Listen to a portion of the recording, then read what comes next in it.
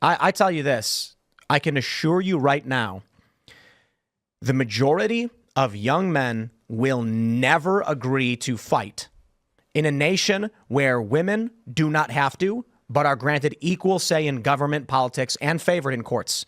There is a huge issue right now with the rise of the likes of Andrew Tate and Pearl Davis, and now you got Homath, and these channels exist for a reason.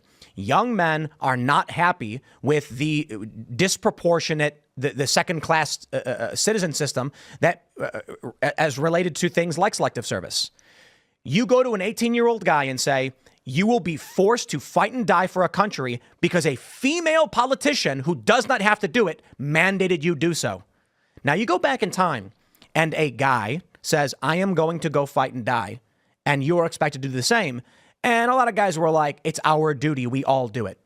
Now you have a system where you have a bunch of elite multimillionaire women like Nancy Pelosi and other Democrats who would vote in favor of this, not to mention older guys who don't have to fight, telling young men they have to go fight and die. One of the big reasons why the draft is not popular in the first place is because you have elite older men forcing young people to go fight and die for them and their wars, and they don't have to.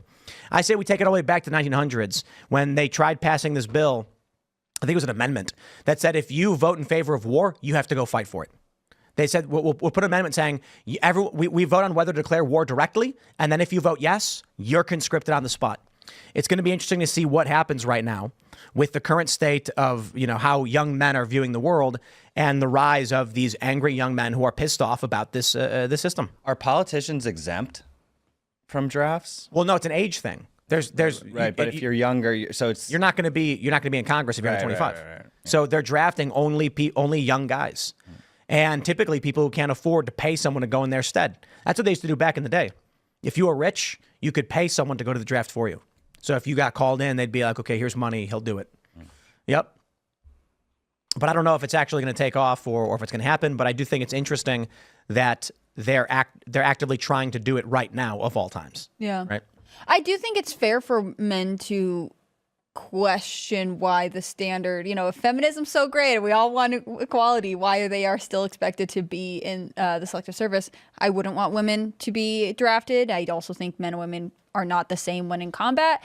But I think you can't have culture saying one thing and then be like, but actually in this case, you guys have to do this thing. This impulse that to basically get rid of men and women. It has a name, so people, and there's a lot of people that aren't familiar with it, but it has a name. It's called gender abolitionism, right? They want to abolish the concept of gender.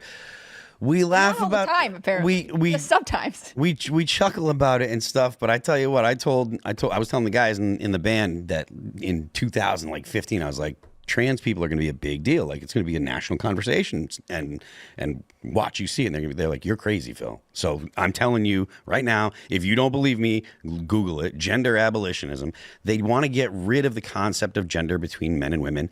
That is impossible. It is impossible, and it will absolutely wreak havoc in our society if we try it. We can say to trans women and trans men, we'll call you she and we will be polite, but there are going to be places where you are not going to be allowed to be if you're a trans man, and there are going to be places where you're not going to be allowed to be. The military doesn't allow that already. Yeah. In the military, it specifically says for the draft, your identity is meaningless and void. Not and also, yeah, serious. So but that shouldn't be. I think the point of me saying that there are people that are gender abolitionists is we should have people that change that policy in the military. Right. My point is the military is saying if you're a trans woman, you're a guy. Well, if you're a trans man, you're a woman. You can't be in the military. They don't care. I thought there were trans people in the military now. If you are, you can't be drafted. Okay. If you are a female, identify as a man, you cannot be drafted. If you are a man who identifies as a woman, you will be drafted. They have clarified this specifically. Yeah.